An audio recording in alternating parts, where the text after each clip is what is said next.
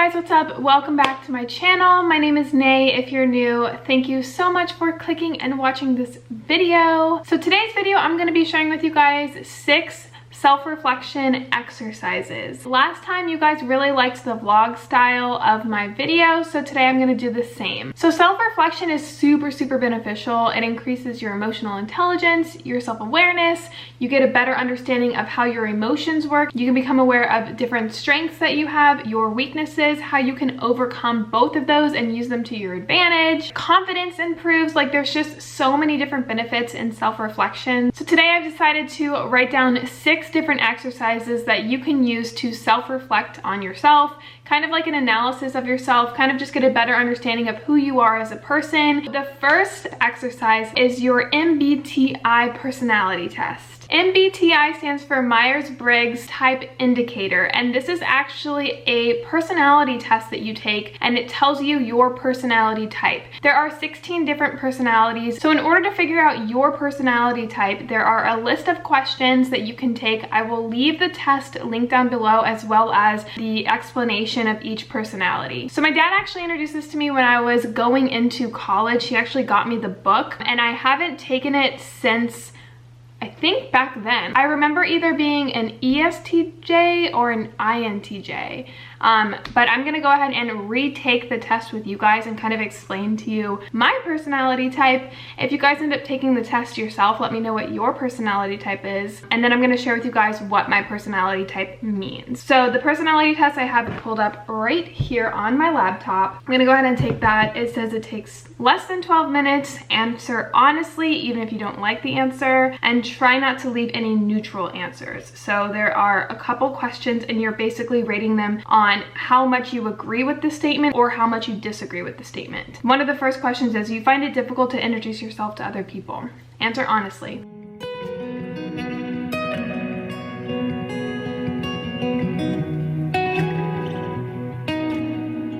Okay, so I just finished taking my test and I came back as an ENTJ, which I told you was kind of like what I thought I was years ago, which honestly I thought it was gonna be different.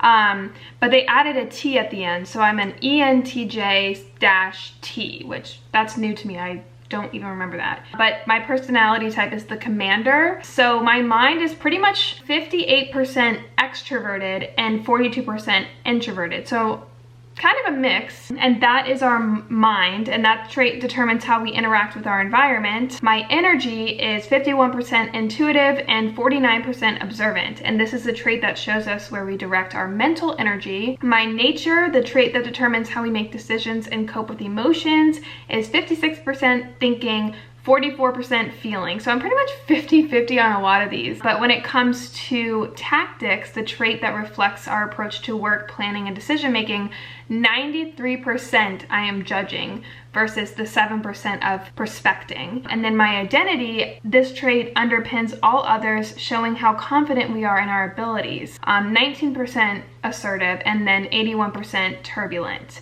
That's interesting. They have like a whole section about your different personalities. So other commanders are Steve Jobs, he's my personality type, Gordon Ramsay, I fucking love him, Harrison Ford, and Margaret Thatcher. Happiness lies in the joy of achievement. That's kind of like where my happiness comes from. The underlying thought running through the commander mind might be something like, I don't care if you call me an insensitive whatever, as long as I remain inefficient, whatever. Commanders are true powerhouses, and they cultivate an image of being larger than life, and often enough they are. They need to remember though that their stature comes not just from their own actions, but from the actions of the team that props them up, and that's important to recognize the contributions, talents, and needs, especially from an emotional perspective, of their supportive network. My strengths are I'm efficient, energetic, self-confident, strong-willed, a strategic thinker, charismatic, and inspiring. And my weaknesses are I'm stubborn and dominant,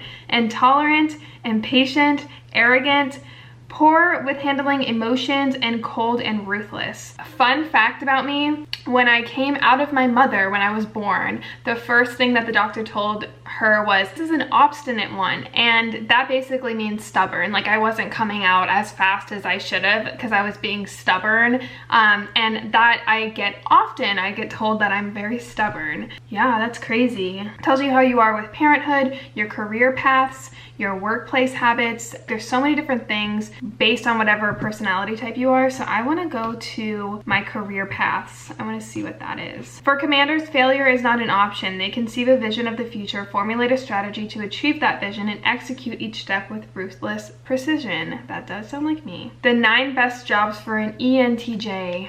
Let's see what this is. I'm just curious. Business and finance, number 1, and that's what my degree is in.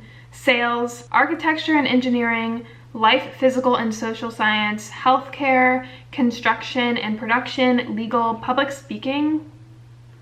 I don't know about that. Teacher, I wanted to be a teacher. We have too many dreams and ambitions.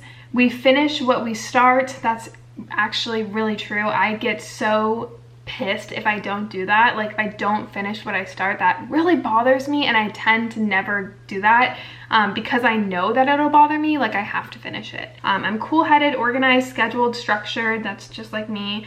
Some more weaknesses. I'm opinionated, stubborn, tends to be very critical with others, has a tendency to like themselves too much, causing them to become arrogant, self-centered, and narcissistic. So basically here is that when you do your personality test, you can understand your strengths, you can understand your weaknesses, and you can kind of see what you can improve on, your friendships, your parenthood, your career path, your workplace habits. Like, there's just so many different benefits that you can use when it comes to this personality type. And because there's 16 different personality types, there's so many different options. It's not just like you have 4 options and you're one of these. It's like, it's very, very personalized, and it's better than like looking up your horoscope and stuff. And I'm not saying horoscopes aren't true, but they are a little bit like not personalized. It's like you're born into your astrology sign, so there's no like saying how you are. They're telling you how you are. Like I said, if you guys end up taking it, let me know in the comments down below what you guys are. And if any of you guys are ENTJs like me,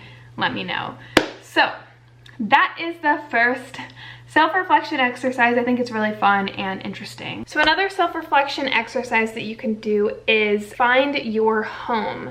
And by home, I mean write down all the things that make you feel homey, comfortable, excited, and just feel like you belong. Write down the location of where you are, the time of the day it is, who you're with. Write it down. I'm gonna go with, let's say, 5 places that make you feel the most comfortable and homey and just good. So I'm gonna go ahead and write mine down, and we shall see what the commonality, the theme is of these places.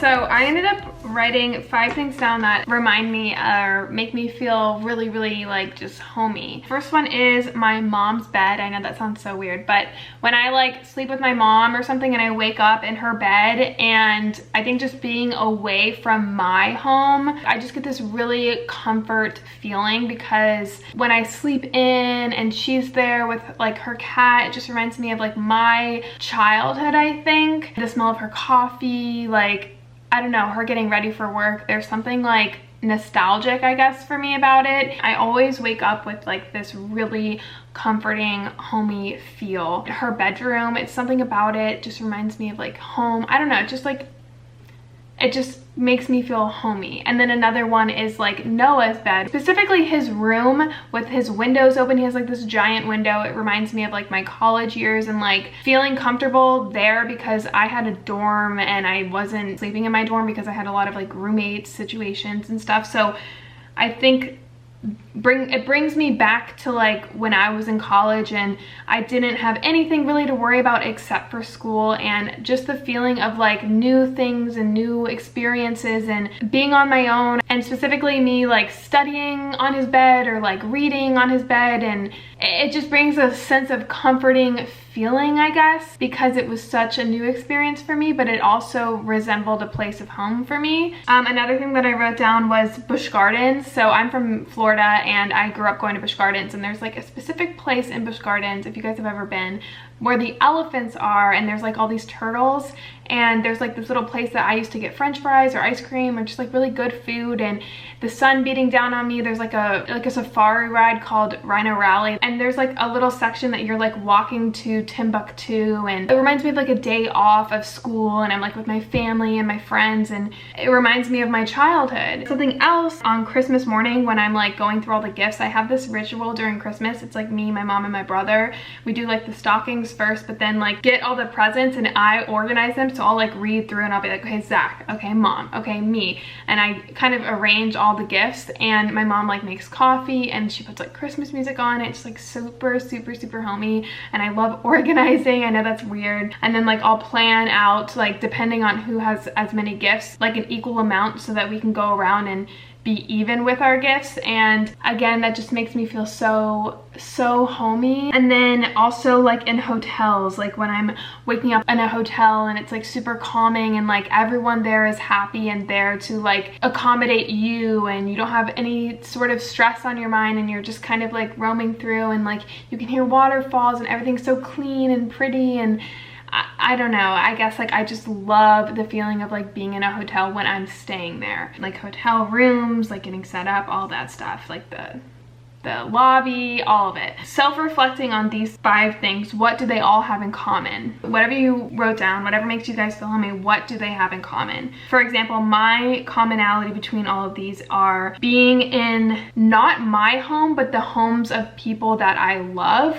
They all kind of correlate to nostalgia during times that I felt almost childlike and was experiencing new experiences, but didn't really have any stress or worry that I have as an adult now, and having nothing to do. So a lot of these are like, you know, either vacations like Christmas, Busch Gardens. College in a way is kind of like a vacation to me because I didn't have to work really, so I just had college. And then like a hotel is, you know, a vacation. The feeling of not having something to do is kind of a commonality between all of these. Time away from my world, time away from my dorm at Noah's, time away from my house at my mom's, time away for my life at Busch Gardens, and at vacations during like at a hotel. I guess what I get from this is that things that make me feel the most at peace and at home are being away from my life and being with the people that I love and having nothing on my mind and just almost just being. Yeah, it's interesting. It's so interesting. That is a self-reflection exercise, if I have to say myself. If you guys are comfortable sharing yours, please comment down below what commonalities you had with your home reflection exercise. Okay, you can't see me. Is that better? Yes. Okay, so the next self-reflection exercise is something that I came across called an empathy map. It engages all of your main senses. The main value is to help identify your needs and disconnections between what you say and what you do. Put like a cross through your paper like this. On the top left box, you're gonna say what you're thinking. On the top right, you're gonna say what you are seeing. Bottom left is feeling, and then bottom right is what you're doing. I have my map here. On the back, you're gonna write ideas. So it's called an empathy map because the tool helps you practice intellectual identification of feelings, thoughts, or attitudes in our case of yourself, and helps you try to analyze those feelings, thoughts, and attitudes. In business, you can use an empathy map to put yourself in the shoes of your customer. And self-reflection, which is what we are doing, we can use an empathy map to empathetically analyze ourselves from a third-person perspective. You think about a situation that awakens specific emotions in you, for example, a fight with your spouse, and analyze yourself from those 4 different angles. So I have something in mind that's a little bit personal. I don't think I'm going to go into great detail. So what you say, what are some of the quotes and defining words that you said in your situation? Wow. Okay. So the next thing you do is the doing. What actions did you do and which behaviors did you notice in yourself? What is this behavioral pattern you can identify? So basically, what did you do in the situation? Okay. Now, what were you thinking in the situation, and what does that tell you about your beliefs? Okay, and then last but not least, what emotions are you feeling and why? Which past situation do they most remind you of? So now the fifth quadrant, which was the back where we put all of our ideas and insights. Here are some additional questions that will help you with self-reflection. How is the situation connected to your fears and hopes? Which of your needs are met and which of your needs are not met in the situation? What was the environment in which you encountered the situation? What do you remember from the environment? How do you find yourself in the environment and why? What was your sight focused on? What hurts you the most in the situation or makes you feel good about the situation? Is this a typical or atypical situation for you? Do you often find yourself in similar situations where you say, do, think, or feel the same thing? What was the feedback you gathered from your environment / other people? What are all the positives about the situation? What can you learn about yourself, others, and the world by experiencing that kind of situation? Damn, this is deep. It says, when answering these questions, be very careful to avoid cognitive distortions and to not reinforce negative feelings. Try to go deep and identify why you feel like you do and pull yourself out of being a victim. Just observe, don't judge. Wise words. Wow. So I just did that on an experience that I had recently that, again, it's a little bit personal, but something that I definitely kind of summed it up into 4 things that I learned about myself and why I have been going through certain situations in my life, and why, again, like how they kind of said, like, I'm just observing, I'm not judging, and I'm not being a victim either. I'm not using excuses, and I'm seeing it from a third party rather than myself or the other person involved, which it's a really good way to look at it, because if you look at it from yourself, you tend to get a little bit selfish and only see it from your perspective, and you don't even kind of assume what another person can get from the situation. So yeah, that was pretty deep, honestly.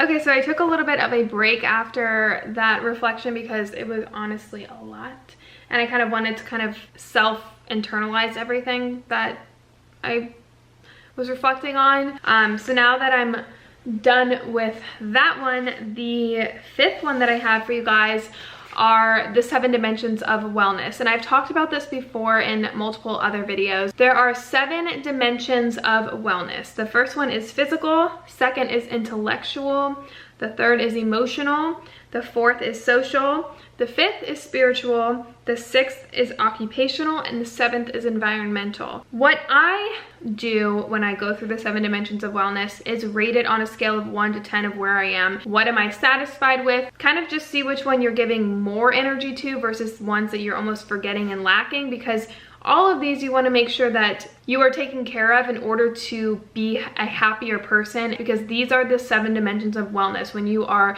able to get these all on the satisfied level, you will be living a really healthy, abundant life. That said, I'm gonna go ahead and analyze with you guys. So the first one that I have is physical, and I would rate that based on my past. Like, I remember a time when I was physically the best I've ever felt. I was going to yoga every single day. I was running every day, eating really healthy foods. And I remember feeling so much energy and feeling so good and like wanting to work out and wanting to eat healthy. So that would be my 10. And based on ones that I've the most unhealthy, in college, I would literally eat like McDonald's. I would skip meals. I wouldn't work out. I didn't really care about my health. I would drink a lot, smoke, and all that stuff. So that being my lowest point, for me right now, my physical is probably at a 7, because I'm not that motivated to work out. I'm not looking at it happy. I'm almost kind of bored with it. And same with food. Like, I'm getting bored with like health food, and I don't really have any motivation to fix it. But at the same time, I'm still eating healthy. I'm not eating, you know, McDonald's or any of that kind of stuff. And I am working out, but I'm not really enjoying it. So intellectually, I feel like I am at a 9. I read a lot of books, like self-help books. I am very open to learning. I love learning. Actually, I want to say that's like a 10. I'm really good on that level. Emotionally, I would say I'm at a 7 because I'm really happy, but when I get upset, I let it affect me too much and I'm not able to zap out of it, and I tend to freak out and I have really bad anxiety. I feel like that kind of sometimes affects my happiness. Socially, I feel like I'm at a solid like 8. I've been hanging out with my friends a lot lately. I've been doing things with my parents and my family and Noah. Thing that I can improve on is like meeting newer people.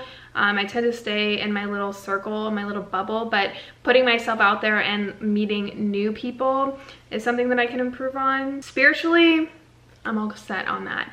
I'm a solid 10. I love anything spiritual. I love talking to you guys about it. I love preaching it to you guys. I love learning about it. I am solid on my spirituality. That's probably the most satisfied I'm with all of these. Occupational, again, I'm on a 10. I'm doing what I love. I'm branching out and trying new things. I'm not staying like stagnant with it. I'm, you know, doing my new channel, which if you guys haven't found out about yet, I have a second channel. I'll leave it linked on the screen for you guys if you want to check it out. It's completely different than these videos, so I'm branching out, trying new things. And then environmentally, a lot of you guys commented on my Sunday routine that I waste a lot of like plastic. And tell me if this is wrong. I honestly want your opinion on this. So I have reusable bags when I go to the grocery store, but like I'll get plastic bags because sometimes I'll put the plastic bags in my trash cans. Like I have a trash can there. I have a trash can in my bathroom that I use plastic bags for instead of buying more plastic bags from the grocery store. So I ran out, so I needed plastic bags. I do use the plastic gallon jugs, but I don't buy bottles. I feel like using the plastic jugs are better than buying the plastic bottles, because in Florida I can't drink tap water, so I have to buy my water, but I can't buy them in a glass. I do recycle the jugs that I do use, so is that bad? I mean, I don't know how else I can get my water, and I get the gallons, I don't get the bottles, and I recycle them. And then I understand like the paper towels I use too much, or I can use like a reusable one. For me personally, I feel that I am being consciously aware of the environment, but you guys made it seem like I wasn't at all. So I don't know, maybe I'm just like unaware or something, I don't know. But for me personally, I feel like I'm at a good 8, you know, like I started recycling. I use aluminum straws. I'm trying to learn about it. Yeah, so I feel like I'm at a 7. I feel like I'm good because I'm learning about it, but I'm not obviously at my peak because a lot of you guys told me I wasn't. That's the 7 dimensions of wellness test, and I feel like you should be around like a 7 to 10 on all of them. If you're not, if you're lacking on some, that's something obviously to improve on. So for me, it would be physical, environmental. Those would be my 2 most ones. The last self-reflection exercise is the force field analysis. So this is the same website that I found the empathy map on, so I'll leave that link down below. There's many other self-reflection exercises on here, but these are the ones that really spoke to me the most. You're going to describe a situation in your life and analyze the following. So I am going to do my second channel because this one's more of like a career style analysis, I feel like. Or that's at least what I want to do. You guys can do a relationship, you guys can do thoughts on money, you can do personality, whatever it is. I'm gonna do my career, so I'm gonna do my second channel. So it says, identify your outer drivers. How are they connected to your thoughts and beliefs? So what drives me externally? Now identify your outer blockers, things that block you externally. Because I feel a lot of my blockers are more internal. Oh, okay, I have one. Now I'm gonna identify my internal drivers and then my internal blockers. Okay, so my outer drivers for my second channel would be companionship on my channel, doing new things, more opportunities that come with it. My outer blockers, I guess, would be like doing things that cost money, I guess, and like wasting my money. Judgment from others. I don't want you guys to think differently of me, so like I guess like opinions from other people. And then internal drivers are, you know, my growth, passion. It's really fun for me. I thoroughly enjoy hanging out with Lindsay and like doing all these crazy things, and I laugh so hard. Like it just really brings a lot of passion for me. Identify internal blockers, which to me would be fear of showing like my more authentic self, judgment from myself and seeing myself be in situations and getting out of my comfort zone a little bit. So those are my self-reflection exercises. If you guys do any of these, let me know in the comments down below, and if you're comfortable, let me know like your personality type, or let me know what the commonality was between the feelings of hominess. Whatever you're comfortable with, definitely comment down below. That would be a really great discussion to kind of talk about with each other, with me. I love these kinds of things like journaling, scripts, and all that stuff, so this was really fun for me. I'm glad I'm able to share this with you guys, so I really enjoyed it. I hope you guys did too. With that said, I will see you guys all in Friday's video. Bye guys. Kiss me when you can, and my heart is bleeding.